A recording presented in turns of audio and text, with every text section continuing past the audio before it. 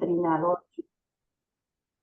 Ariel Trinador es abogado, doctorando en ciencias jurídicas, licenciado en ciencias para la familia, mediador, perito en procesos de nulidad matrimonial, coordinador de parentalidad, docente de grado y posgrado, miembro de la Red Internacional de Juristas y experto en vulnerabilidad, coordinador del Grupo de Trabajo Acceso a la Justicia del Observatorio Nacional de la Discapacidad, miembro de la Asociación Internacional para Iberoamérica de Especialistas en Coordinación de Parentalidad.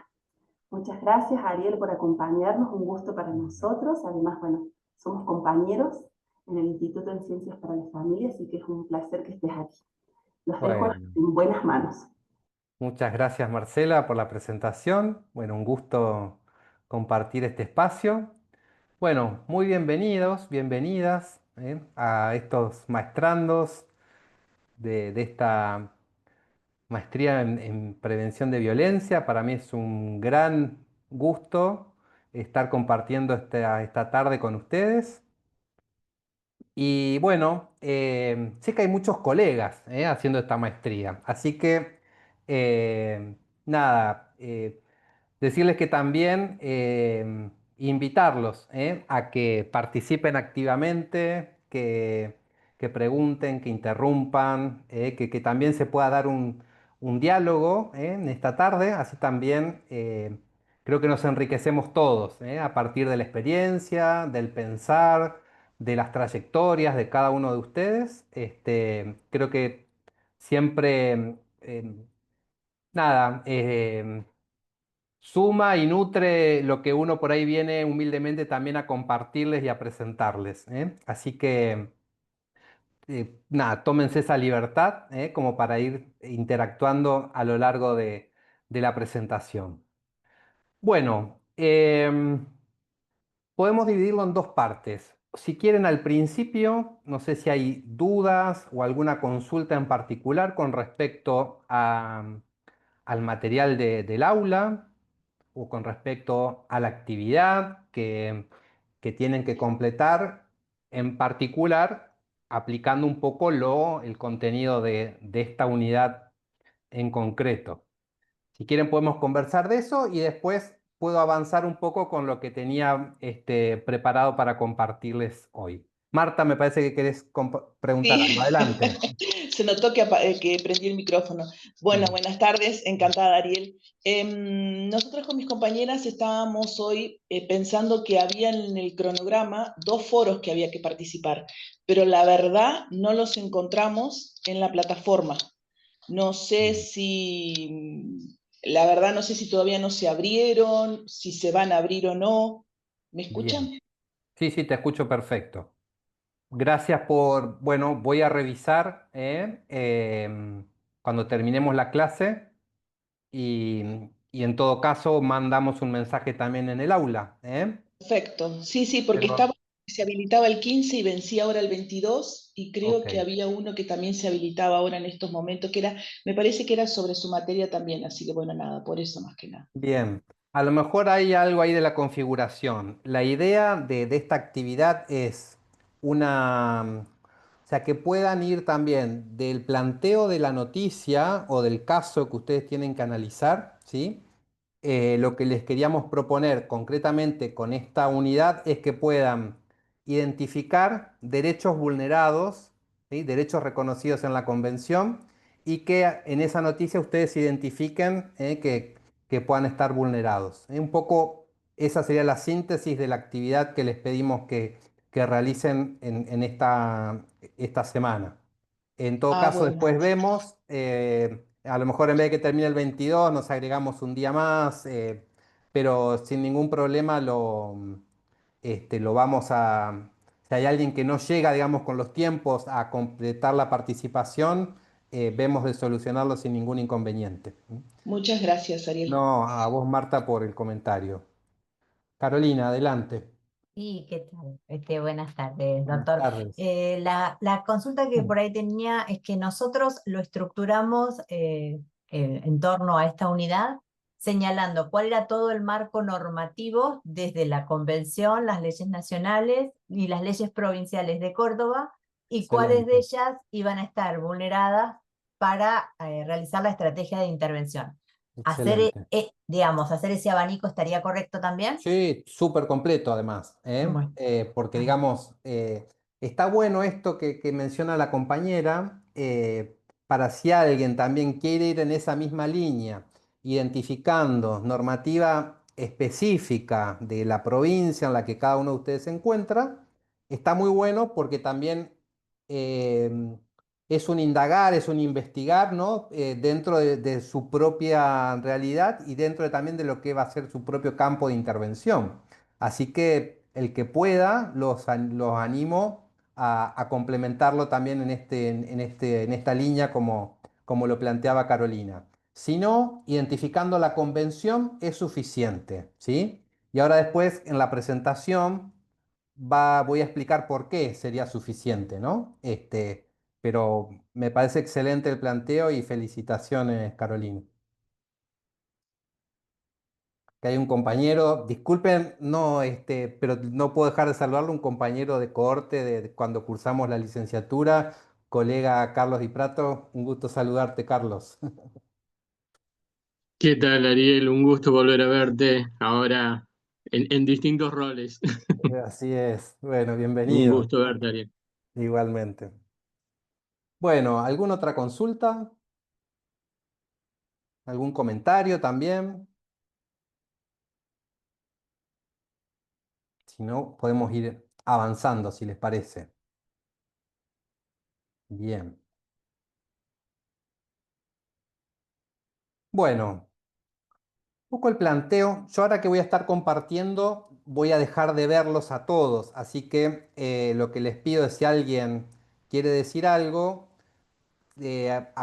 con la reacción de levantar la mano, se me va a presentar y lo voy a poder identificar como para detenerme en lo que estoy diciendo y poder darle la palabra, ¿sí? Así que nos podemos organizar de esa forma si les parece.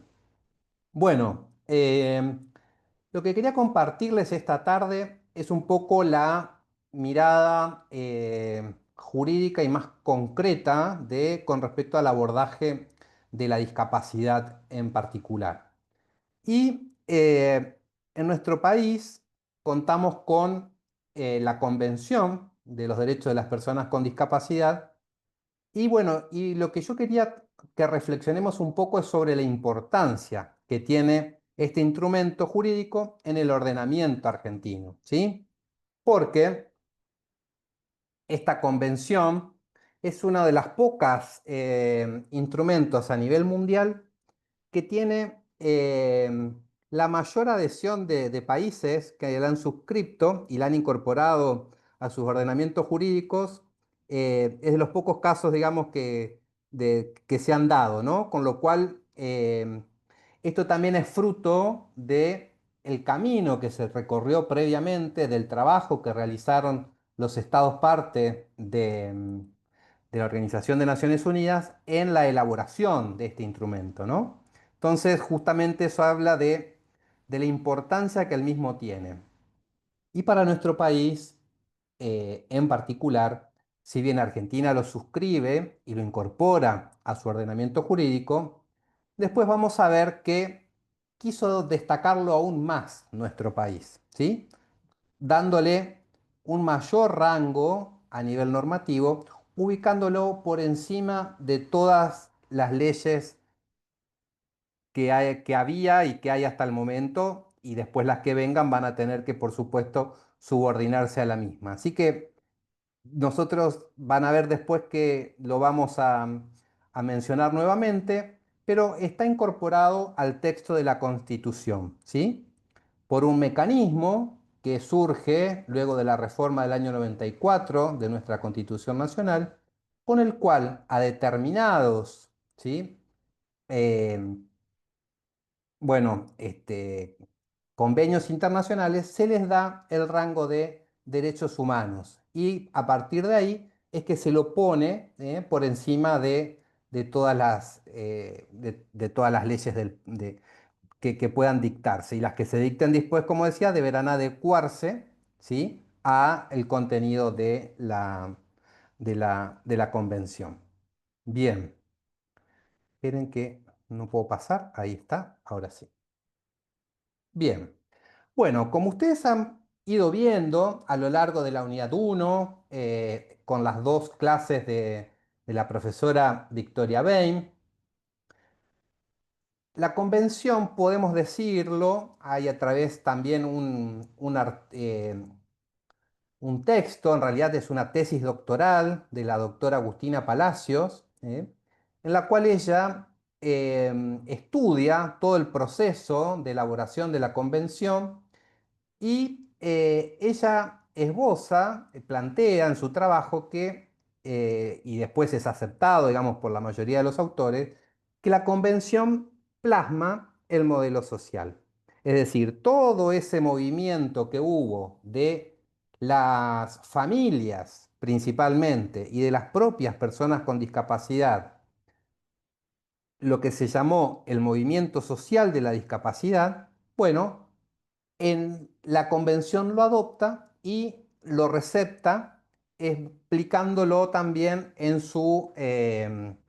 dentro de lo que son los principios y los artículos de la propia convención. Entonces, es como que acá también, desde lo jurídico, se intenta dar ese corte, ¿no?, entre el modelo anterior, el modelo médico o rehabilitador, para justamente poder dar una vuelta de página y pasar al modelo social.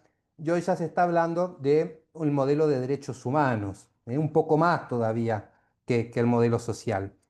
En mi humilde opinión es una cierta redundancia, pero bueno, yo voy a abordarlo desde este planteo más que nada del modelo social, porque al estar reconocido como parte de nuestra Constitución y como un, digamos, instrumento de derechos humanos, creo que hablarlo de modelo de derechos humanos es como, me parece a mí de alguna manera redundante. Pero bueno, lo que acá me gustaría detenerme es que, ¿qué es lo que va señalando la convención?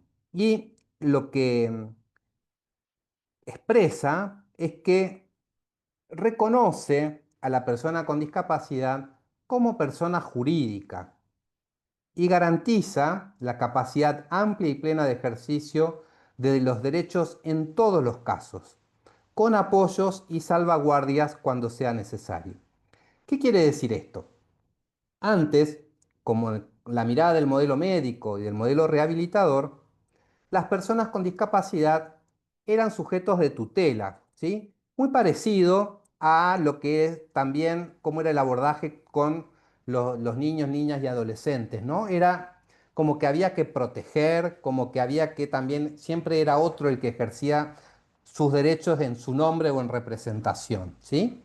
Bueno, a partir de la convención, lo que se expresa es que la persona es la titular de los derechos, ¿sí?, con una capacidad amplia y plena para ejercitarlas, en todos los casos.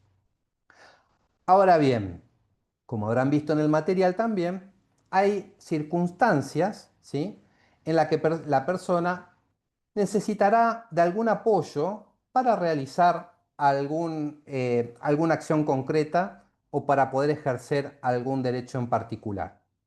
Por ejemplo, supongamos que es una persona que tiene alguna limitación respecto, por ejemplo, a lo cognitivo, entonces tiene alguna limitación, por ejemplo, en la administración de sus bienes. ¿Sí? ¿Hasta acá me siguen? Entonces, para este caso concreto, se va a iniciar un proceso, ¿sí?, se va a iniciar un juicio de restricción de la capacidad de esta persona con discapacidad. Ahora bien, esta restricción de capacidad no va a hacer que esta persona ahora no va a poder hacer ningún acto de la vida. No, la sentencia en la cual se restrinja la capacidad va a tener que decir expresamente y de manera muy concreta qué es lo que la persona no puede realizar por sí misma y para lo que necesita un apoyo. Es decir, en el caso del ejemplo que les estaba mencionando, para administrar sus bienes. Todos los otros actos de la vida de la persona no necesita apoyo. Entonces también es ese otro planteo de la presunción de capacidad. Entonces, siempre que esté la duda, se presume la capacidad. Y cuando la persona necesite algún apoyo, se realiza este proceso para restringirle la capacidad. Ahora bien, también, como les decía, son sujetos de derecho y no sujetos de cuidado, de tutela, estas personas con apoyo, por ejemplo, en el caso de la administración de sus bienes, como es el ejemplo que le estoy mencionando, cuando tomen decisiones, van a tener que hacerlo intentando reproducir la voluntad de la persona que representa, no lo que el apoyo piensa que sería lo mejor o lo más adecuado, ¿sí? Entonces, es tratar de reproducir la voluntad de la persona a la cual están apoyando. Y la convención, en este caso, también prevé controles, ¿sí? Para casos en los que pueda darse alguna vulneración o abuso de derecho por parte de la persona que preste el apoyo, para lo cual contempla las salvaguardias, ¿sí? Que son estos controles para estas personas que realizan los apoyos. Bien, estas restricciones de capacidad, como lo podrán ver después de manera más extensa en el material de la unidad, tienen que ser revisadas de manera automática, ¿sí? De oficio por el juez cada 3 años, ¿sí? Escuchando al equipo interdisciplinario previamente y de manera directa a la persona con discapacidad. ¿Sí? Entonces, esto también el derecho que tanto por ahí pueden estar escuchando con respecto, por ejemplo, a los niños, niñas y adolescentes, este derecho a ser oído, que tanto se está también divulgando, bueno, acá también es clave en los procesos de restricción de capacidad. La escucha, o sea, el juez tiene que sentarlo en su escritorio y tenerlo enfrente a la persona con discapacidad. Hay un caso, no se los compartí en el aula, pero si a alguno le interesa, se los puedo compartir. Creo que es de la provincia, mira, Carlos, me parece que es de ahí de Río Negro. Es de Río Negro o de Neuquén, pero si no, le pego en el palo. Donde había una restricción de capacidad, se cumple el plazo de los 3 años, el juez, bueno, pide el informe al equipo interdisciplinario y cita a la persona con discapacidad para escucharla. Bueno, resulta que de esa interacción con la persona con discapacidad, el juez decide restituirle la capacidad aún en contra del enfoque del informe del equipo interdisciplinario, que decía lo contrario. Fíjense qué importante esto, ¿no? De conocerlo y de exigirlo, la intermediación directa del juez con la persona con discapacidad. Bien. Ahora bien, esto que decíamos de la Convención como instrumento de derechos humanos. Es importante también en este enfoque por ahí de vulnerabilidad, que también está muy en boga, tener en cuenta que la Convención no crea nuevos derechos, ¿sí? No es que una persona con discapacidad va a tener más derechos que otra. Lo que busca la convención es que la persona con discapacidad tenga mayor protección o se le brinde un mayor cuidado con respecto a ella, ¿sí? Entonces, fíjense esto, ¿no? Busca adaptar la protección de los derechos humanos existentes a la situación concreta y específica de la persona con discapacidad. Después acá también habrá que tener en cuenta en esto que digo de los cuidados, la mayor protección que requiere, es el enfoque interseccional, ¿sí? Entonces acá habrá que tener en cuenta que si identificamos una persona con discapacidad, esta persona resulta que es mujer, esta persona resulta que es una niña o una adolescente. Resulta que esta persona con discapacidad, mujer, bueno, niña ahí un poco redundante, pero no importa, porque sí se introduce otro plexo normativo como que es la Convención de los Derechos del Niño, que también va a haber que considerarla en las intervenciones. Entonces, persona con discapacidad, mujer, niña o adolescente, puede ser de un pueblo originario. Hay provincias en las que estas comunidades, ¿no?, están muy presentes. Bueno, entonces ahí hay, fíjense cómo no es que esta persona que estamos identificando va a tener más derecho, por ejemplo, que otra con discapacidad. No, pero sí todas estas cuestiones que fui mencionando van a hacer que uno tenga que prestar mayor atención para los cuidados o la protección que esta persona debiera recibir. ¿Me siguen hasta acá? ¿Se va entendiendo? ¿Va quedando claro? Me levantan un dedito y seguimos avanzando. Bien, me pueden ir interrumpiendo. Sí, Victoria, adelante, te Hola, escucho. ¿qué tal? ¿Cómo estás? Sí, no, bueno, yo, mi profesión es ser abogada, ¿no? Y por Bien, ahí, para que le quede claro a las chicas que no lo son y demás, se podría identificar bien qué tipo de sujeto de derecho, o sea, que no es una persona jurídica, que por ahí hubo, que es una persona humana y que es sujeto de derecho. Más que nada, ¿no? Identificar esto de que la persona con discapacidad es una persona humana y es sujeto de derecho, ¿no? Esta diferenciación que se hace en el 2015 excelente. para que quede más claro el asunto, porque a mí me toca estar también en grupos con psicólogos y después se pierden en esto lo que es sujeto, objeto, persona Excelente. humana y persona jurídica.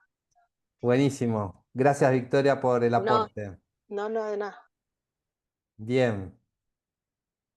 ¿Se entiende esto de la compañera, no? ¿Sí? Bien. Bueno, seguimos avanzando. Bien, la convención es muy amplia en su planteo, pero también en materia de derechos humanos, la Corte Suprema de Justicia de la Nación, en varios fallos, ha expresado que estos derechos son operativos de por sí. ¿Qué quiere decir esto? Que no necesitan una reglamentación específica o particular para poder exigir su cumplimiento, ¿sí? Esto también es importante que lo tengamos claro, porque, por ejemplo, bueno, los que son de provincia de Buenos Aires, el tema, por ejemplo, de la ley de asistente personal o la reglamentación. Sí, digamos, siempre es bueno precisar los alcances, ¿sí? O especificarlos, por ejemplo, pero son exigibles de por sí. Si el texto de la convención es claro, uno digamos, a la hora de hacer una intervención, de realizar un escrito, ¿sí?, donde fundamenta algún pedido, no es suficiente con lo que la letra de la convención dice, ¿eh? Así que esto también es importante que lo tengan claro, ¿sí? El texto de la convención por sí solo es suficiente para hacer operativos los derechos en ellas consagrados. Y por otro lado, esto que les decía también al principio, que la convención tiene normas de distinto tipo, ¿sí? Por un lado tiene normas específicas sobre el reconocimiento de un derecho en particular, por ejemplo, el derecho a la salud, el artículo 25, el derecho a la educación, artículo 24, etcétera, que podrán ir viendo. Y por otro lado, normas que contienen principios, ¿sí? Toda la primer parte, ¿sí?, de la convención está el preámbulo, donde les recomiendo también que se detengan, ustedes que también tienen, nosotros desde la universidad damos este enfoque también de familia, y es el abordaje que ustedes también hacen es con esta también perspectiva. Bueno, hay un inciso, el inciso X, ¿sí?, donde prevé expresamente, ¿sí?, la convención la obligación de los estados parte, en este caso la obligación de Argentina, de colaborar y orientar a las familias de la persona con discapacidad. ¿Para qué? Para que puedan cumplir su función de la mejor manera posible y colaborar en el desarrollo de la persona con discapacidad integrante de esa familia. Y no constituirse en un obstáculo o también ser, por ahí impedir, ¿no?, el desarrollo pleno de esta persona o el ejercicio de sus derechos por desconocimiento muchas veces también, ¿no? Entonces, fíjense qué importante cómo colaborar con el primer, digamos, apoyo natural y primario, el cuidador primario, que puede ser la familia, como también la convención la contempla y como también es titular de esta ayuda, que el Estado debe brindarle. Bien, entonces, con esto de las normas y principios, fíjense que a partir del artículo 3, donde el artículo 3 habla de los principios generales, es como que da un pantallazo de, bueno, de cómo debe comprenderse de manera general, ¿no es cierto?, el articulado que a continuación se va desarrollando. Y entonces podemos decir que con el artículo 3 de la Convención se establecen los principios generales, donde acá se establecen tanto criterios para los Estados partes como obligaciones. Por ejemplo, un criterio puede ser el tema de la accesibilidad. ¿Qué se entiende por la accesibilidad? Y después las obligaciones, que son lo concreto, ¿no?, por ejemplo, de los artículos que más adelante se van enumerando. Y después vamos a ver el sentido también de esta diferenciación. Después voy a volver por qué esto de los principios y las normas y que debemos tener en cuenta todo a la hora de la lectura de la Convención. Pero en este punto, ¿sí?, quiero detenerme en algunos principios, ¿sí?, que quiero resaltar especialmente. Y bueno, acá fíjense la importancia de la dignidad del respeto, de la dignidad inherente de la persona, ¿sí? Esto lo dice expresamente también la Convención, ¿eh? Lo de la autonomía individual, la libertad de tomar las propias decisiones y la independencia de las personas. Fíjense esto que les decía anteriormente con respecto a los apoyos, ¿no? La persona toma sus propias decisiones, más allá que otro tenga que asistirla. Después esto es clave y esto también es un vector que hay que tenerlo siempre en cuenta, es lo de la no discriminación. ¿Mm? La inclusión y la participación plenas y efectivas en la sociedad, el respeto por la diferencia, ¿sí? Esto que hoy se está interpretando también como perspectiva de diversidad que por ahí pueden estar escuchando en algunos lugares, ¿no? Y la aceptación de la persona con discapacidad como parte de la diversidad y la condición humana. La igualdad de oportunidades, la accesibilidad, como les mencioné anteriormente, la igualdad entre el hombre y la mujer y el respeto de la evolución de las facultades de los niños y niñas con discapacidad y el derecho a preservar su identidad. Esto como pantallazos, ¿no? Como líneas generales a tener en cuenta a la hora también de hacer la lectura de los artículos de la Convención, ¿sí? Porque entonces acá lo que es importante destacar que todos estos principios tienen la misma importancia, pero en particular hay uno que caracteriza y destaca toda la convención, todo el instrumento, que es el principio de igualdad y no discriminación. ¿Sí? La igualdad constituye un principio fundamental y básico de la noción de derechos humanos, junto con la dignidad humana y la universalidad.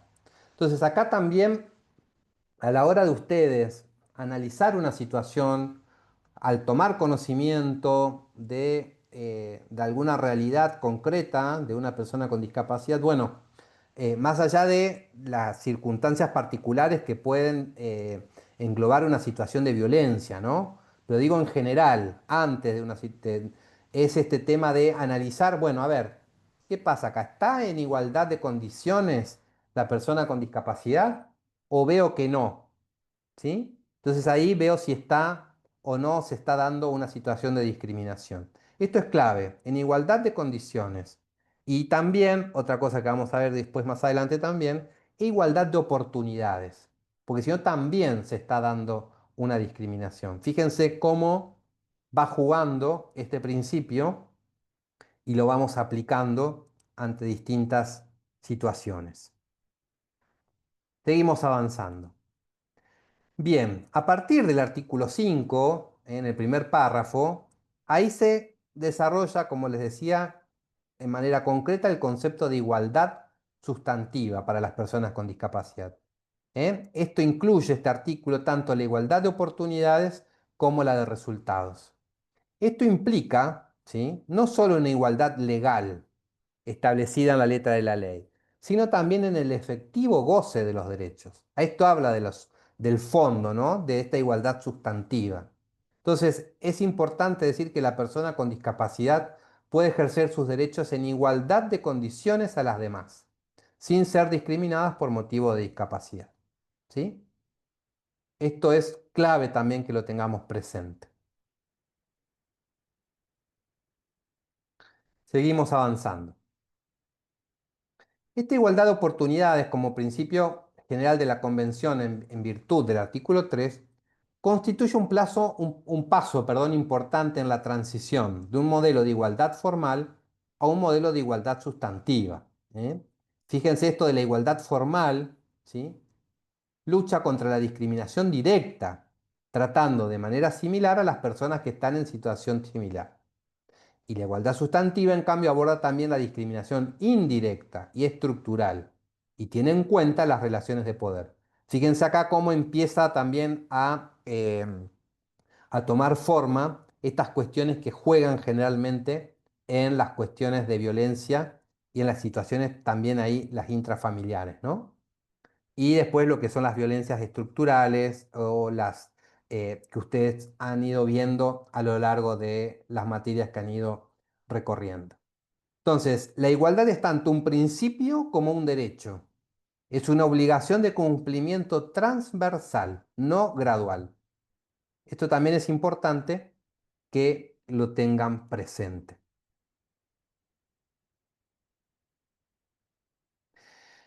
Y esto que mencionábamos antes de los principios y las normas, bueno, y también los artículos, es importante que sean leídos, interpretados y aplicados no de manera aislada, sino interrelacionados entre sí.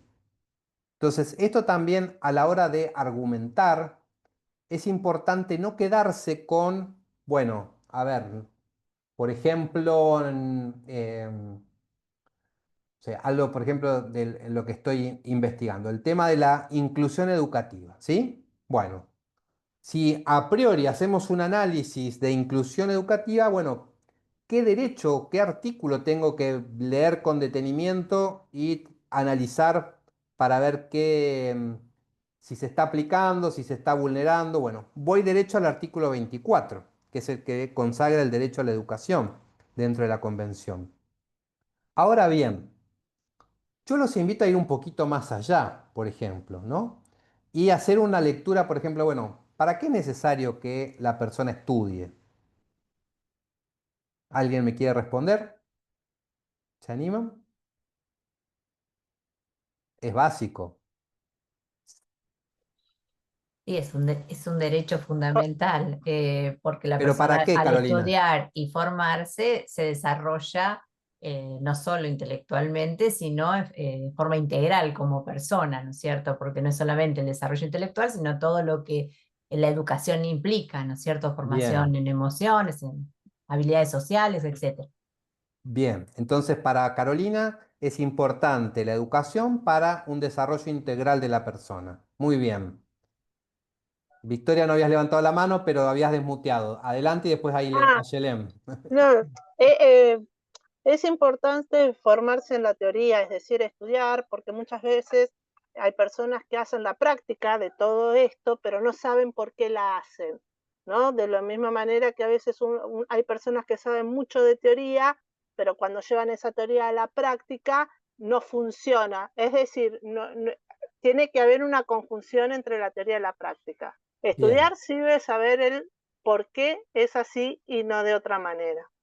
bien.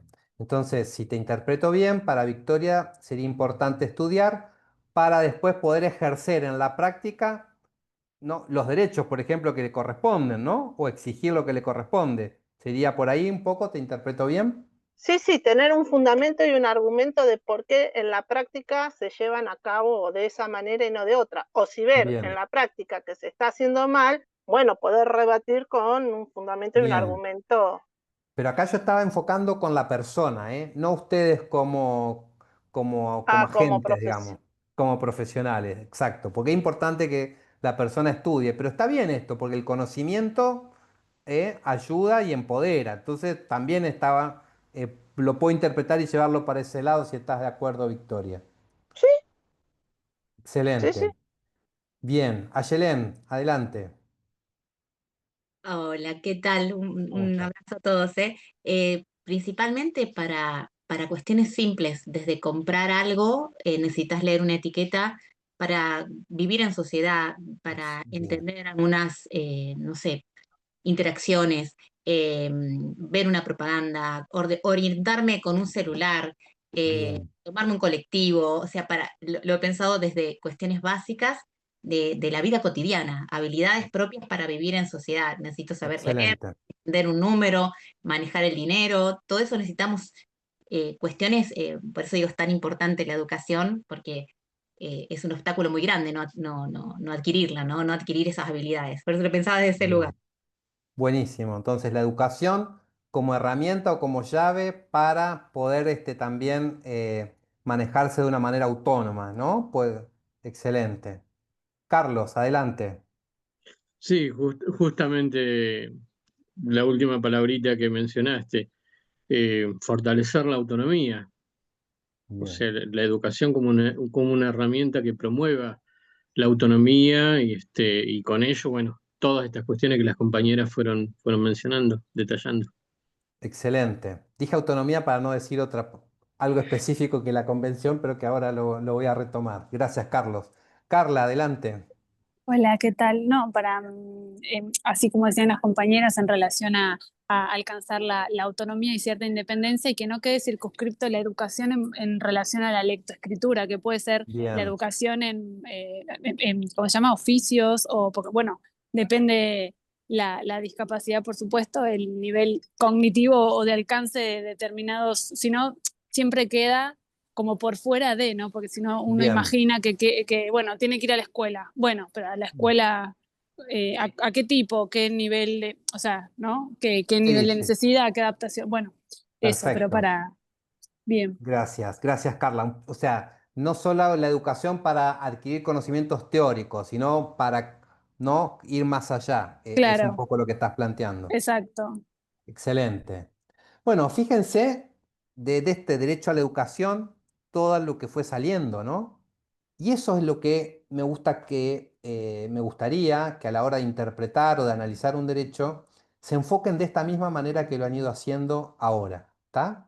Entonces, fíjense que esto que fuimos diciendo, bueno, desarrollo integral, como dijo Carolina, bueno, no me acuerdo en qué artículo en particular está, pero justamente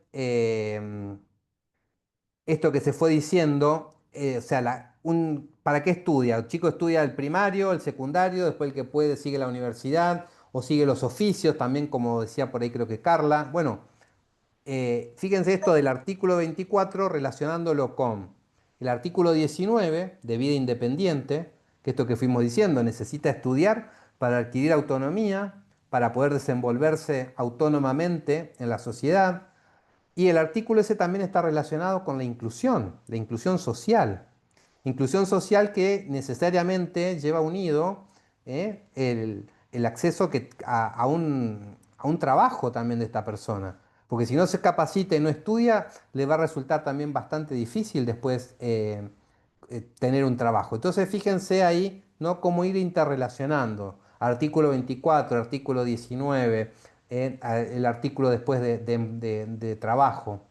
Pero bueno, era un poco este ejercicio que quería que hagamos, de no analizarlos o leerlos de manera aislada, sino interrelacionados. Y acá tenemos ejemplos, ¿no? Que yo fui marcando. El principio de igualdad y no discriminación se encuentra íntimamente relacionado con el artículo 12, por ejemplo, sobre la capacidad jurídica, ¿sí? Algo también de lo que recién la compañera eh, bueno, nos hacía una aclaración también muy oportuna, para no confundir con lo de las personas jurídicas, ¿no? Los artículos 6 y 7 sobre mujeres con discapacidad y niños con discapacidad y las formas de discriminación múltiple que sufren estos grupos. El artículo 9 sobre accesibilidad. El artículo 11 sobre emergencias humanitarias, esto con el COVID que tuvo tanta repercusión. El artículo 23 sobre el respeto a la vida familiar y al hogar. Y el artículo 19 sobre vida independiente. Fíjense cómo están como entrelazados si los desmenuzamos un poquito a cada uno de estos derechos que vamos enumerando. Bien, bueno, y acá vuelvo un poquito sobre lo que dije al principio, ¿no? De la importancia también que tiene la convención y estos derechos que tenemos que interpretar y analizar de manera interrelacionada para poder aplicarlos de una manera más efectiva. Bueno, ¿qué respaldo tienen? Y esto que decía al principio, fíjense que en nuestra Constitución argentina, con la reforma del 94, incorpora un artículo, que es el 75, inciso 22, donde habla de que los tratados internacionales de derechos humanos tienen jerarquía constitucional, es decir, son superiores a las leyes que dicta el Congreso, ¿sí? O sea, tienen jerarquía constitucional, no, tienen que recorrer un proceso dentro del propio Congreso de la Nación, donde requieren una mayoría muy específica, ¿sí? De cantidad de votos por parte de los legisladores para que este instrumento internacional pueda adquirir ese carácter de derechos humanos y esta jerarquía constitucional que lo pone por encima de las leyes. Pero justamente la convención adquirió esta preeminencia con el dictado de la ley 27.044. O sea que cuando ustedes vean discapacidad les van a aparecer dos leyes, ¿sí? Una que es del 2006, que es cuando 2006-2007, depende ahí cuando se la reglamenta, cuando se la publica, y otra del 2008, que es cuando se le da el rango constitucional a la convención. Ante la duda, van por esta última, ¿sí? Que es aparte la que le da este carácter también superior a la convención. O citan las dos, pero con esta, la 27044, es suficiente. Bien. Y el artículo 75, inciso 23, también prevé un mecanismo, ¿sí? Para imponer al Estado la obligación de legislar y adoptar medidas de acción positiva para cuatro grupos de personas en particular: las mujeres, los niños, niñas y adolescentes, los mayores y las personas con discapacidad. ¿Para qué tiene que legislar el Estado y adoptar medidas de acción positiva? Para garantizar la igualdad real de oportunidades y de trato y el pleno goce y ejercicio de los derechos reconocidos en la Constitución Nacional y los tratados internacionales. Acá, hoy la coyuntura de nuestro país hace que podamos también analizar un minuto si el Estado Nacional está propiciando medidas de acción positiva o, bueno, o está yendo en otra línea, ¿no? Pero esto es una mirada netamente objetiva, no estoy haciendo interpretación, ¿no? Sino que estoy analizando y leyendo expresamente el artículo 75, inciso 23. ¿Mm? Esto también nos ayuda a tener una objetividad de lo que puede ser hoy la realidad de las personas con discapacidad en Argentina. Bien, seguimos avanzando.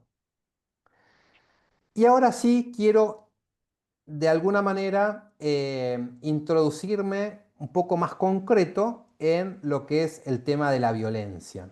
Hasta acá, ¿cómo vamos? ¿Cómo queda, el tema de la convención, que está por encima de las leyes, que hay que interpretarlo de manera conjunta, los principios con las normas? A ver, ¿qué más? Que se presume la capacidad, que cuando no puede hacer algo la persona, se puede hacer un proceso de restricción en el cual se le puede nombrar un apoyo. ¿Cómo vamos hasta acá? ¿Alguno de ustedes ha tenido alguna experiencia en este sentido?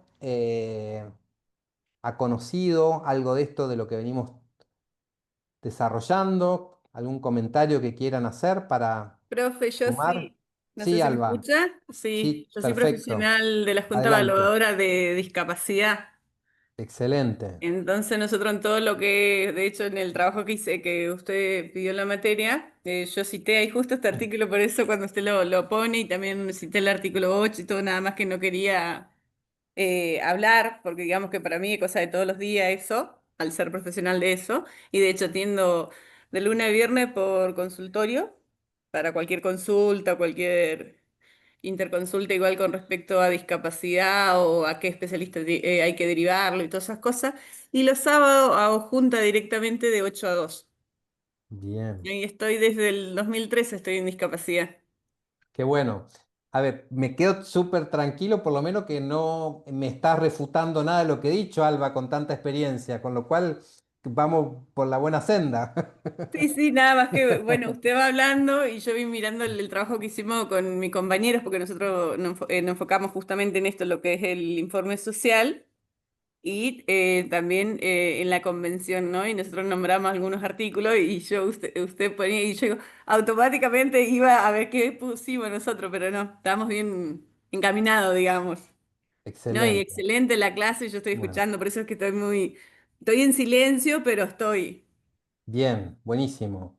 Bueno, esto es importante que tu experiencia, Alba, de tu práctica cotidiana, por ahí como el planteo que hacía Victoria, ¿no? De pasar de lo teórico a lo práctico, ¿no? También es mi intención que ustedes puedan, en lo concreto, tratar de aplicar un poco todos estos contenidos. Por eso, el enfoque que le hemos dado a la materia es que a través de este análisis de caso ustedes puedan llevar esto que la teoría a la práctica y ya realmente llevarse herramientas para su trabajo cotidiano, más allá después de las intervenciones o de cuestiones más específicas que se les puedan plantear. Sí, sí, profe, sí. Bueno, y yo quería bueno, cuando usted estaba hablando de educación, que estaba muy atenta en lo que opinaban mis compañeros y lo que usted argumentaba igual, porque a mí ese día me tocó un caso muy especial de un nene que tiene 10 años. En todos estos 10 años, él fue escolarizado muy escasamente. Este año fue 3 veces a la escuela, y la escuela, digamos, su agarre o con lo que ellos se disculpan es, ay, el chiquito no tiene un good, madre, me tiene que traer el good. Y yo el otro Bien, día la madre va junta y le digo, madre, le digo, pero usted me está hablando en serio, me plantea en serio que su hijo no asiste a la escuela por esta cuestión, y como tiene un diagnóstico complejo, entonces tampoco para ella acceder al CUT era muy fácil, porque nosotros exigimos bastante, sobre todo que somos una junta rajatabla, digamos, bastantes estudios, consulta con especialistas y muchas cuestiones. Y la madre en esto demoró muchos años, igual que también yo lo recalqué la bueno, semana pasada. Y bueno, y lo que a mí más me llamó la atención, que habiendo tantos derechos hoy por hoy, tantos alcances, el niño haya ido a la escuela 3 días nada más en lo que va del año. El nene aprendió a leer solo, aprendió a escribir igual, bien, porque es un chico que lee, escribe todo. Y la socialización, lo que más como le digo, la madre más me hace ruido, porque no vas a la escuela solamente para aprender lo que es la educación formal, exacto. también vas para aprender muchísimas otras cosas, ¿no? Por supuesto. Qué interesante esto que plantea Salva y fíjate qué relación también tiene con lo que planteé del inciso X de la convención, ¿no? A Sí, lo sí, mejor también pensar todo esto que este niño que estás mencionando, todos estos derechos, digamos, que no ha podido ejercer como un derecho básico a la educación y también esta mamá lo que habrá necesitado para poder acompañarlo mejor, ¿no? Porque sin juzgar sus acciones, a lo mejor vos conocerás mejor la situación, pero desde una mirada, digamos, así, si se quiere, rápida, puede ser que haya necesitado también ese algún acompañamiento que no ha recibido, ¿sí? totalmente. Yo después soy crítico, no quiero debatir con vos, pero sí que expresar una opinión con respecto a la interpretación del artículo 24 y el derecho a una educación inclusiva. Yo creo que muchas veces malinterpretamos o el tema del certificado único de discapacidad, Tiene su ¿sí? controversia, sí. ¿En qué sentido lo digo? El CUD es una herramienta que tiene el Estado Nacional, digamos, primero para sistematizar la ayuda que la persona con discapacidad necesita y que la persona pueda acceder, digamos, a un montón de prestaciones de los distintos sectores, ¿no? Del sistema de salud, bueno, etcétera, etcétera, que muchos de ustedes quizá lo manejan muy bien y lo pueden explicar mucho mejor que yo. Ahora, la persona con discapacidad no necesita un CUT para ejercer derechos. Totalmente, sí. Por eso le digo, ¿Está? hay una controversia en la misma ley y en lo que el sistema en sí. Entonces ahí me parece interesante, bueno, qué lindo que coincidimos, Alba, en esta mirada también. Pues esto es importante, o sea, las cosas en función de la persona y no en contra de la persona. Porque fíjense que el no tener un CUD lo perjudicó cuando en realidad esta persona necesitaba, este chico, este niño, este, educación justamente para todo lo que ustedes fueron mencionando, que a lo que la educación le proporcionaba, ¿no? Así que fíjense qué interesante esta mirada un poco más amplia también con respecto a, bueno, a la convención y a los derechos en sí. ¿Querés comentar algo? Ahí hay una compañera con la mano levantada. Victoria, adelante. Hola, yo de vuelta. Bueno, pero no se aburran. No, esto que usted decía, profe, de la diferenciación entre el certificado único de discapacidad, que es el CUT, y la restricción de discapacidad desde el punto de vista jurídico, que son dos cosas totalmente distintas. Excelente. Particularmente yo me gusta llamar no restricción de la capacidad, sino determinación de la capacidad jurídica, ¿no? Es decir, hasta dónde la persona puede desarrollar actos por sí sola, ¿no? Generando la mayor autonomía posible, y otros con los que debe contar con un apoyo. El certificado único de discapacidad no quiere decir que la persona tenga una restricción de la capacidad jurídica, es Excelente. decir, o sea, yo tengo un certificado para que me den, no lo tomen a mal, ¿no? Para que me digan, puedo pasar al colectivo Exacto. para Sí, sí, sí, acceder a la sí. pensión, pero tener un CUT no quiere decir que yo necesite una persona de apoyo desde el Exacto. punto de vista jurídico. Si yo quiero una restricción, ¿no? Como se dice normalmente, o sea, que determinar qué actos puedo ejercer y qué actos Sí, debo tener un apoyo, es necesario exacto. hacer un proceso judicial. Eso va a estar en la sentencia, se Sí, inscribe en el registro civil, o sea, queda en esa partida de nacimiento, y ahí todo el mundo va a saber si este acto lo puede realizar en forma sola esa persona, o necesita un apoyo, o necesita exacto. una autorización del juez. O sea, que es Buenísimo. importante esta diferenciación, ¿no? Lo que decías vos, Excelente. Ariel. Excelente, Victoria, me O parece sea, bárbaro. Ahí hay una precisión también que estás haciendo que me parece muy buena. Una cosa es determinar la capacidad para después ver qué es lo que no puedo hacer y ahí sí restrinjo. Porque ahí va, claro, en la sentencia consta ese acto que no puede hacer, que en realidad le estoy restringiendo, pero solamente para ese aspecto. Esto es muy importante lo que nos dice Victoria, porque hay, digamos, organismos de la Administración Pública Nacional, por ejemplo el ANSES, que exige un proceso de restricción de capacidad para otorgar algunos beneficios, cuando esto no debiera ser así, como bien lo estaba diciendo Victoria, por ejemplo, para acceder al CUT, por ejemplo, ¿no? Bien, qué bueno. Bueno, van todos aportando, enriqueciendo. ¿Alguien más que quiera hacer algún comentario, algún aporte? Esté de acuerdo o no, siéntanse libres también, ¿eh? Sí, importante fundamentar la participación para que no sea opinología, sino que sean opiniones, expresiones fundadas, ¿no? O sea, defiendan su opinión con el argumento que ustedes quieran. Pero bienvenido sea si hay alguien que no piensa igual a lo que se viene también conversando, para que podamos a lo mejor ampliar nuestra mirada sobre algún punto que podemos no estar teniendo en cuenta.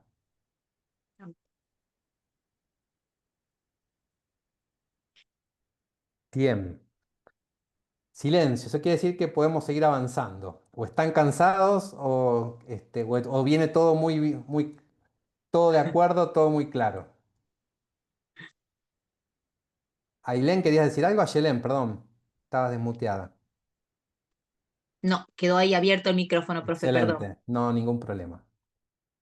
Bien, bueno, ahora bien, ¿qué dice la Convención con respecto al tema de la violencia, ¿no? Que nos podemos preguntar, bueno, vimos un montón de artículos, profe hasta ahora dijo un montón de cosas, pero digamos, ¿qué pasa con la violencia? Bueno, el artículo 16 de la Convención habla de la violencia, pero fíjense que también de una manera bastante genérica, ¿no? O no genérica, sino como con un enfoque un poco más amplio con respecto a la explotación, que puede ser por el tema, por ejemplo, el tema de trata, la violencia concretamente, que para mí lo enfoca desde una mirada como más restrictiva de la violencia en cuanto a lo que puede ser una violencia más física, si se quiere, ¿sí? Bueno, y después el tema del abuso en particular. Entonces, fíjense, la convención establece medidas, fíjense también la mirada preventiva que tiene, justamente la maestría habla de prevención, y fíjense este enfoque preventivo que también tiene la convención, ¿no? Establece medidas para proteger a las personas con discapacidad contra la explotación, la violencia y el abuso, tanto en el hogar como fuera de él.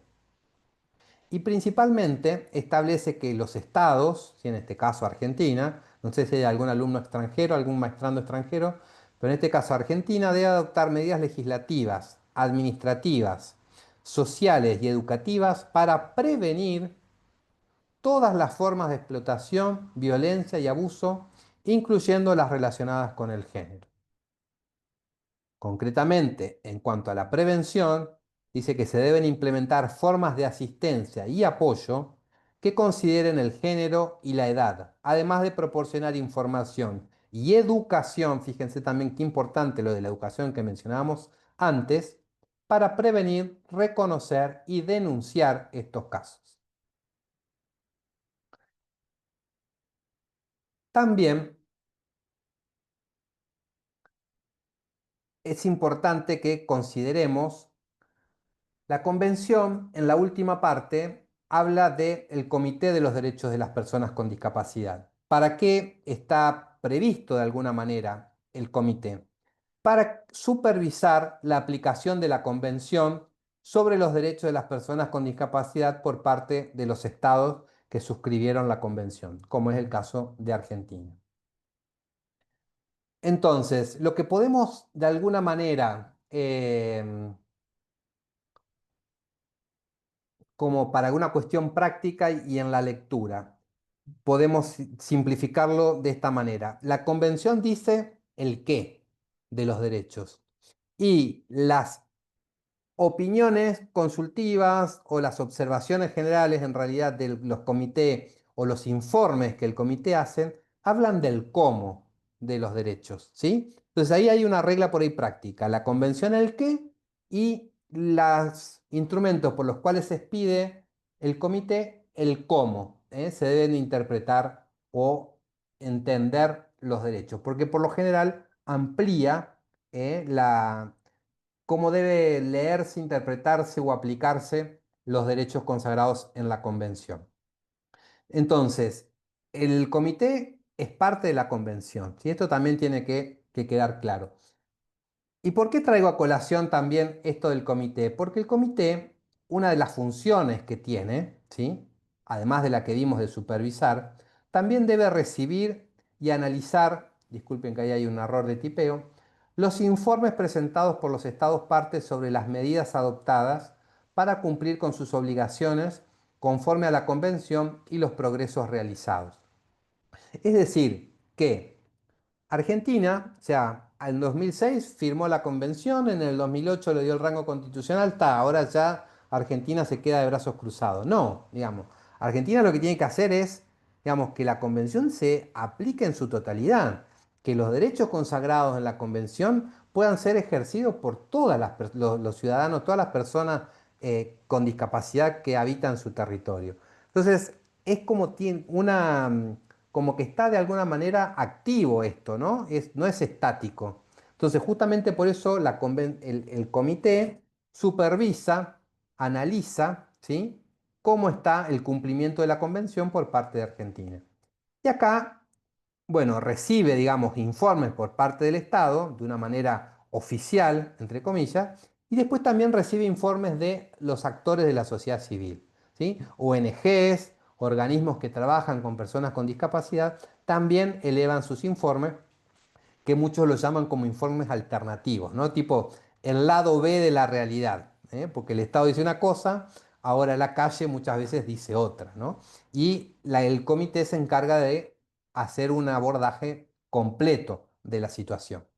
Luego de recibir y analizar los informes, el comité hace sugerencias y recomendaciones a los estados parte, respecto a los informes y a la aplicación de la convención. El último informe que realizó el comité a la República Argentina es de marzo del 2023. Yo acá quiero detenerme un segundo de por qué también traigo a colación este informe, porque quería hacer un análisis de la situación de la violencia hacia las personas con discapacidad lo más objetivo posible y con datos, ¿sí? Que a ustedes les sirvan también como argumentos.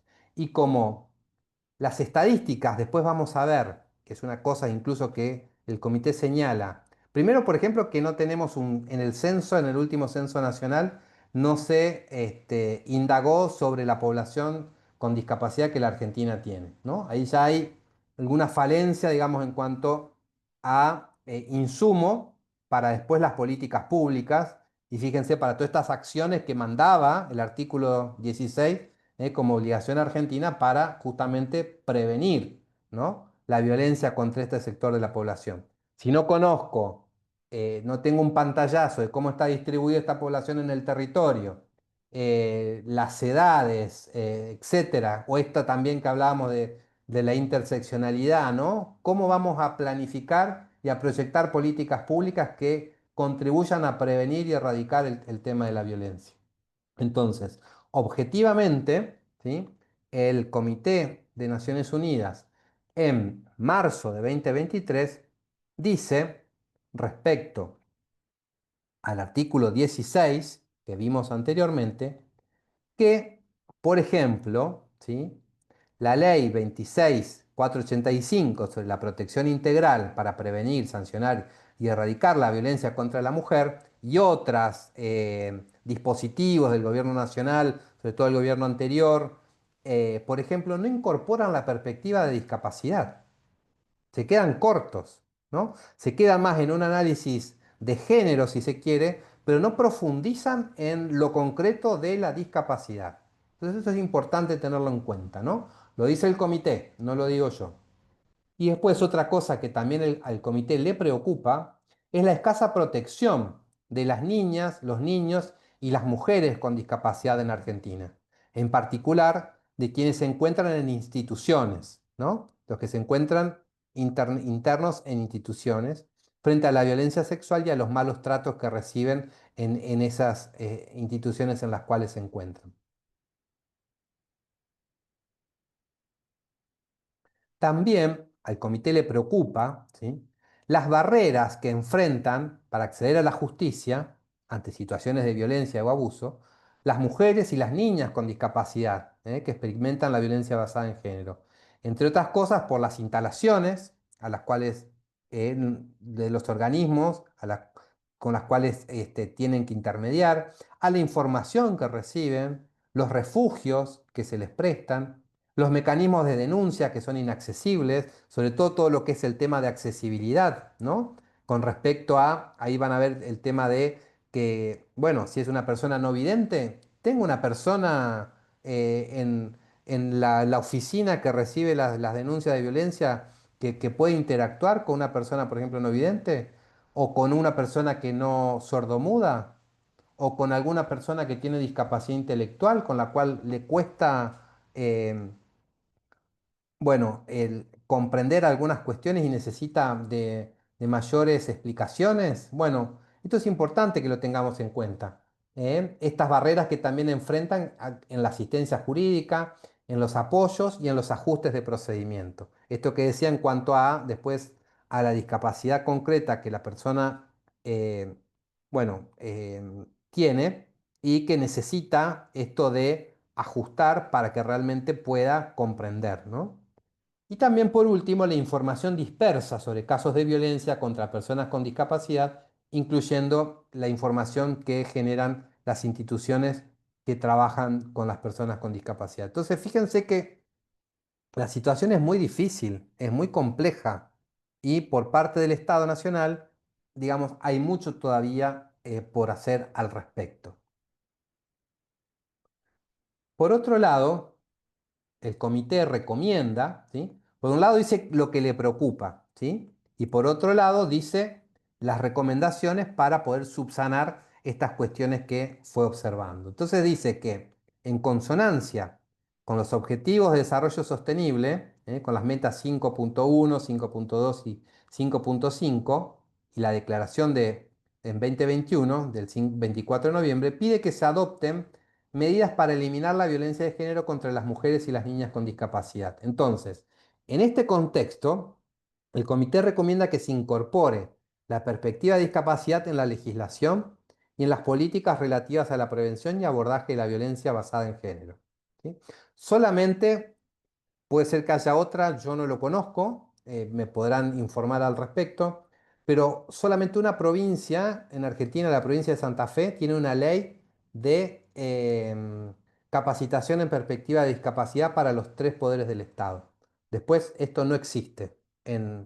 Cuando también en el preámbulo de la Constitución es obligación de los Estados parte capacitar en el modelo social y divulgar.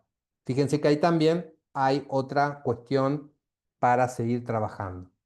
Y otra cosa que el comité recomienda es reforzar las medidas para prevenir y combatir todas las formas de violencia contra los niños, niñas y las mujeres con discapacidad, en particular en instituciones, ¿sí? Fíjense que ahí tienen un dato también sensible para sus intervenciones, eh, porque, digamos, aumenta el riesgo, ¿sí?, de una persona con discapacidad a sufrir violencia cuando está en una institución. Entonces ahí hay un dato también objetivo a tener en cuenta porque lo está señalando el comité. Y por último, ya voy llegando, bueno, todavía está, digamos, sigo con el informe del 2023, también recomienda intensificar esfuerzos para eliminar las barreras que enfrentan las mujeres y las niñas con discapacidad víctimas de violencia de género para acceder a la justicia, garantizando accesibilidad en instalaciones, mecanismos de información y denuncia, refugios, así como la efectividad de las órdenes de protección, el asesoramiento jurídico y psicológico gratuito, la asistencia económica, la rehabilitación en los casos que sea necesario, los ajustes de procedimiento y otros servicios de apoyo. También recomienda contar con un registro integrado y desagregado respecto al número de casos denunciados, investigaciones y procesamientos y condenas en casos de violencia contra personas con discapacidad, incluyendo instituciones y también la reparación proporcionada a las víctimas. Porque como vamos a ver después, no hay un registro con perspectiva de discapacidad, sino que la discapacidad queda como mezclada dentro de otros indicadores, ¿no? Y esto de alguna manera imposibilita una intervención más efectiva con este sector de la población. Bien, y acá tenemos lo que les quería mostrar. ¿Vieron? Datos de la Oficina de Violencia Doméstica de la Corte Suprema de Justicia de la Nación. Este es el informe del primer trimestre de 2025. Si ustedes ponen OVD, van a poder entrar, Oficina de Violencia Doméstica de la Corte Suprema de Justicia. Hay un apartado que dice estadísticas, y ahí van a poder acceder a estos datos que les estoy compartiendo, que yo recorté solamente para graficarles de alguna manera lo que venimos diciendo con respecto a la sistematización, al procesamiento de los datos con respecto y abordar también el tema de la violencia con perspectiva de discapacidad. Fíjense acá, bueno, los números, en ningún lado habla de persona con discapacidad. 4.746 personas atendidas, sexo femenino, vínculo con pareja, vínculo filial, ¿no? Los tipos de violencia, psicológica, física, simbólica, etcétera, ¿no? Pero cero de persona con discapacidad. Y fíjense cómo lo aborda. ¿Sí? En el 3.5 habla de otras características de la mayoría de las personas afectadas, atendidas, y habla de 218, dice ahí, tenían algún tipo de discapacidad. Pero fíjense cómo lo aborda, al lado de personas afrodescendientes o pueblos originarios, y el último, los 17, creo que dice afrodescendientes. O sea, digamos, cada sector quizá, ¿no? Lo de pueblo originario, a lo mejor requerirían también otra especificidad en el abordaje, pero no que se contemple de esta manera por ahí tan genérica y podemos decir de una manera simple, mezclada, ¿no? Como mezclando todo, que no tiene mucho que ver un sector con otro, más allá de que puedan, sí, como dije al principio, con una mirada interseccional requerir mayor protección. Pero no hay una estadística por ahí tan, fíjense, 218 personas, pero no sabemos si son mujeres, de qué edad, eh, si son niñas o son adultos mayores, no sabemos.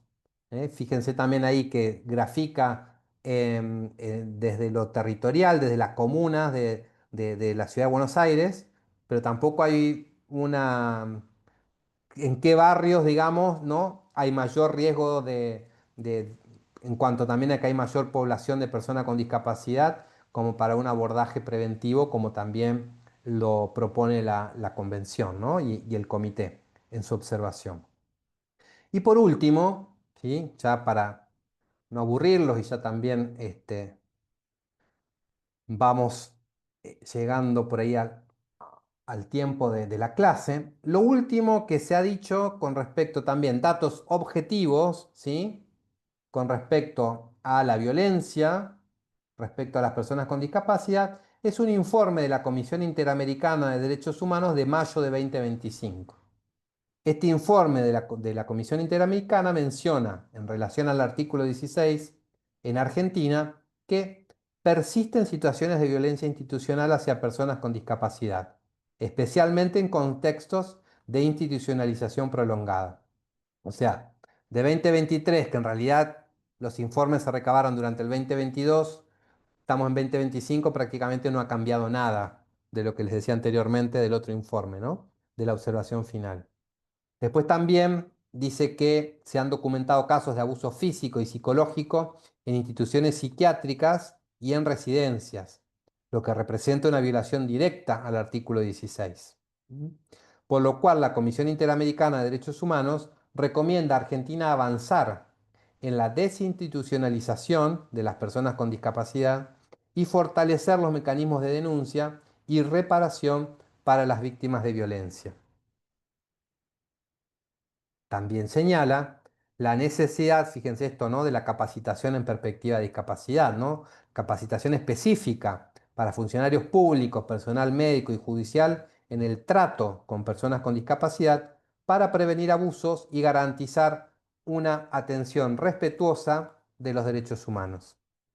Este análisis de la Comisión Interamericana pone en evidencia que, aunque Argentina ha ratificado la convención allá hace 13 años, y ha adoptado medidas, ¿sí? Pero bueno, aún enfrenta desafíos estructurales para cumplir plenamente con lo que el artículo 16 de la Convención estipula. Y llegamos al final. Ahora, si quieren, abrimos otra vez un pequeño espacio para opiniones, dudas, consultas. Sí, Joana, adelante. ¿Qué tal? ¿Cómo están? Buenas tardes. Estoy un poquito congestionada, así que bueno, acá igual voy a hablar. La verdad que muy interesante la clase y justamente hoy me ha tocado participar de una audiencia en un juzgado de familia. Yo soy psicóloga y trabajo en la oficina de la mujer en un área que hace el seguimiento de las medidas de protección. Mis compañeros ya lo saben, pero un poco por ahí No, quizás perfecto, perfecto, mi adelante. trabajo. Y hace aproximadamente 2 meses me asignan un caso en donde, bueno, se dictaban medidas de protección a favor de una mujer pero ella no las había solicitado, sino que lo llamativo acá era que el equipo de salud había hecho una denuncia en sede penal y después del dictado de medidas llega al fuero civil para que se vuelvan a se ratifiquen y se tome conocimiento de esta situación. Yo hoy en la audiencia ha sido como una mesa de trabajo en forma de audiencia, éramos un montón de profesionales, nunca hemos visto un caso como el que nos ha tocado trabajar, una mujer de 44 años, de 1,70 m, que está internada hace 3 semanas por una desnutrición severa de 30 kilos. Es una situación aberrante porque el equipo de salud recibe como información de los vecinos de que hace mucho no la veían, mucho digo meses, y nos damos con una historia de violencia de aproximadamente 15 años. Ella sufría violencia de género, 2 hijas, adolescentes, formaban parte o forman parte de una comunidad religiosa, evangélica, cristiana, no sabemos muy bien qué, pero acá lo complejo está es que hay una historia de violencia, de discapacidad, porque si bien ella había tenido un traumatismo cuando era niña, tenía epilepsia y si bien nunca, o sea, había sido diagnosticado no tenía un certificado de discapacidad por la epilepsia, porque yo creo que por eso no acceden al certificado.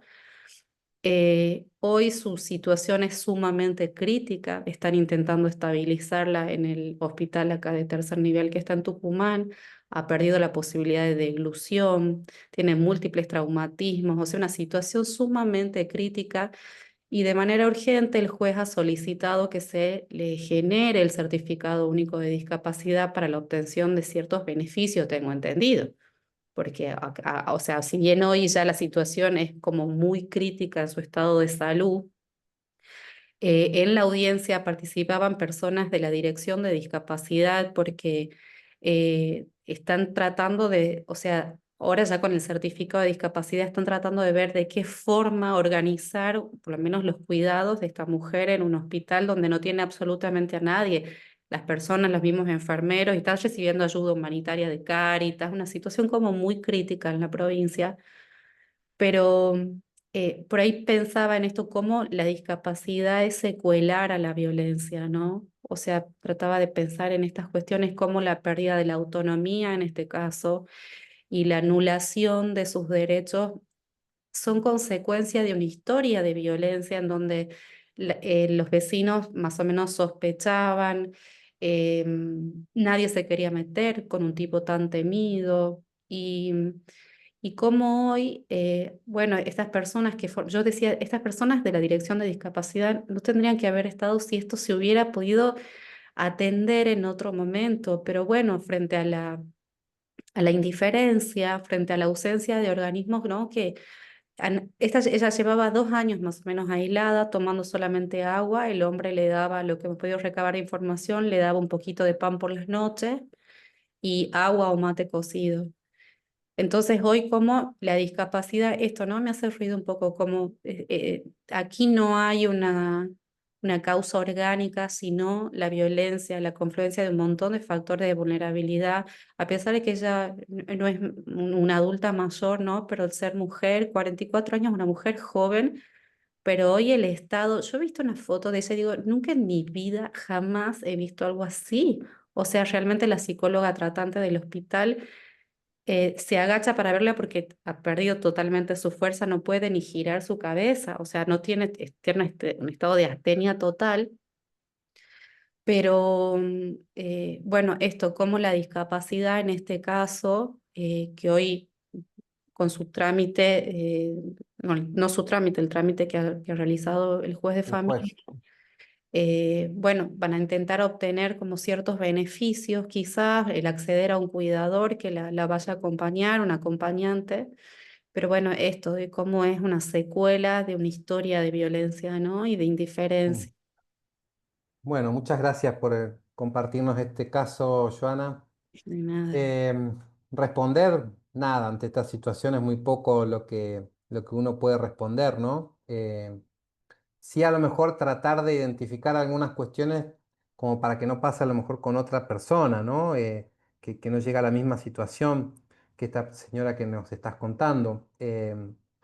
Ahí, por eso también este tema de la discapacidad, el hecho de, si está con efectores públicos, digamos, el CUD es relativo muchas veces también, ¿no?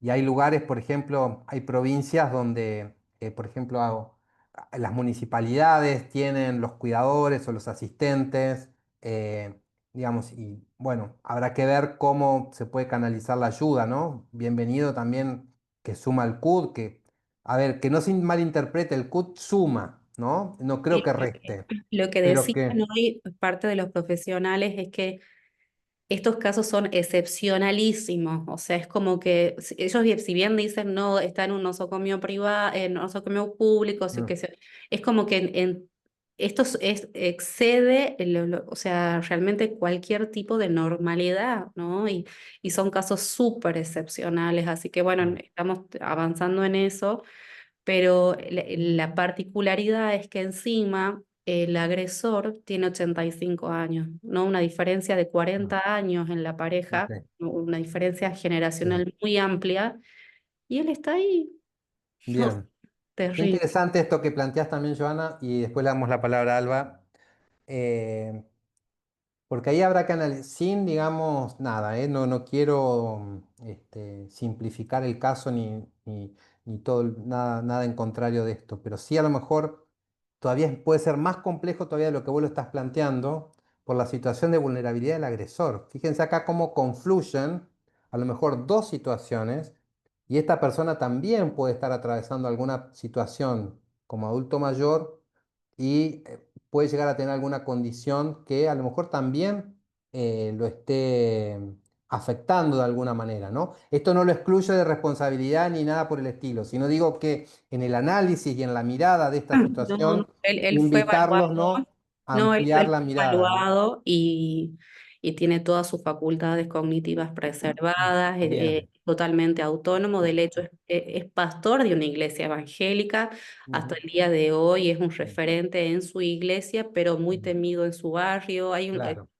Cuestiones, pero en él, si bien obviamente llama la atención la diferencia de edad y Mm, uno cuando dice 85 de años, o sea, se mm, alerta por la edad, pero claro. él tiene todas sus facultades preservadas y Bien. es sumamente autónomo e independiente. Gracias, Joana. No, porque acá también en alguna estadística que vi de la OBD, de la Corte de Buenos Aires, de la Corte Suprema, analiza también la situación de que la violencia intrafamiliar muchas veces también con los cuidadores, ¿no? Y que algunos cuidadores también tienen alguna cuestión relacionada con discapacidad o con el adulto mayor. Por eso, digamos, quise traerlo a colación, pero bueno, está analizado y no es la situación. Ahí lo que hay que ver también es esto, ¿no? De la perspectiva de discapacidad en el sentido de qué contacto se tuvo previamente con esta persona y si a lo mejor hay algo que no se advirtió, no se tuvo en cuenta para que esa protección llegue antes, ¿no? Solamente a lo mejor para pensar en algo así, para también, si bien la excepcionalidad del caso, como decís, no, por ahí no se repitan otros casos similares, Lo ¿no? que pasa es que el diagnóstico de Ah, epilepsia de ella le ha servido al agresor para justificar, digamos, muchos de los moretones que ya habían detectado desde el equipo de salud.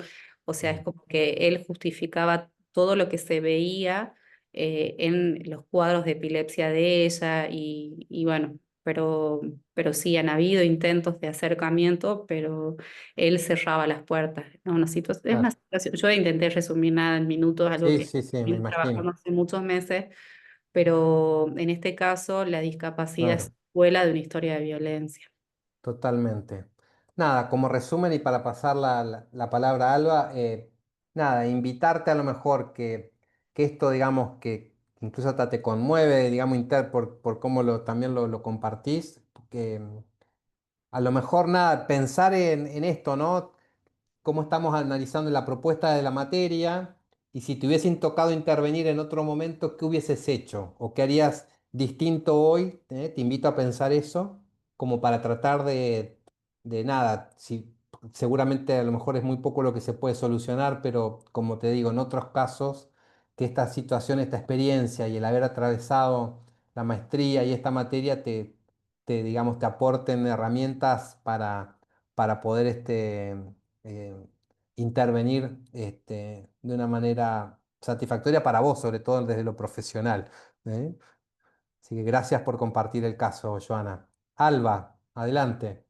Marcela, ¿cómo estamos de tiempo? Marcela Profe, me parece que nos dejó.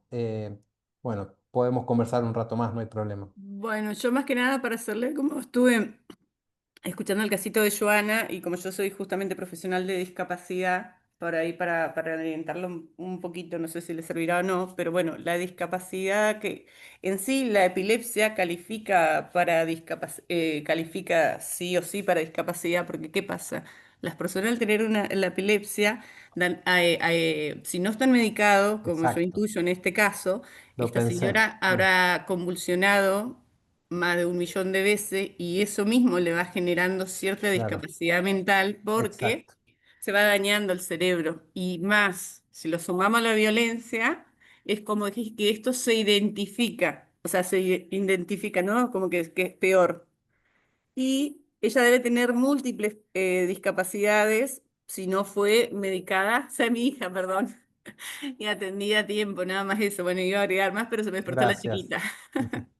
Gracias, Alba. Mira, bueno, digamos, o sea, interviene en cuestiones médicas para conceder el CUD, así que está bueno lo que dice Alba, porque yo lo pensé, pero no tenía, digamos, la precisión que Alba nos aportó para este caso. Gracias, Alba. Carlos, adelante. Sí, estaba otro aspecto que se me venía a la mente, y lo traigo a colación porque por ahí nos ha restado, acá en Río Negro en particular. Este, tenemos a nivel local el Consejo Local Municipal para Personas con Discapacidad. Tenemos a nivel provincial la Secretaría para Personas con Discapacidad.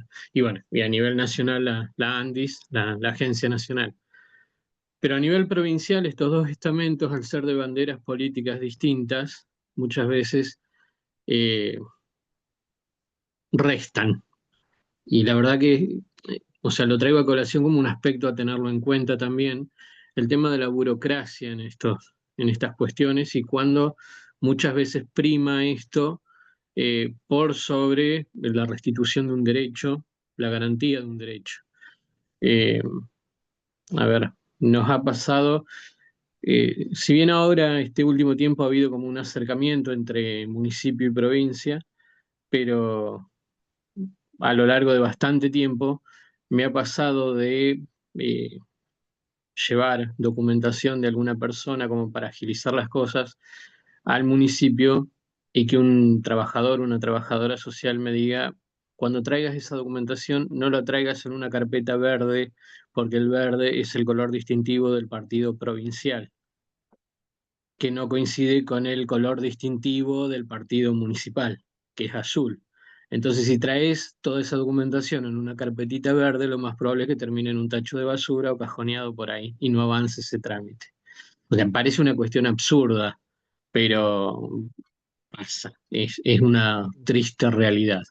Entonces también es un aspecto que muchas veces, o esto de que la persona con toda su problemática encima, eh, también está la revictimización en estos casos, porque es justificar algo que es obvio en una oficina para que después se evalúe si lo va a abordar esa oficina o se va a derivar a otra oficina donde nuevamente hay que iniciar otra vez.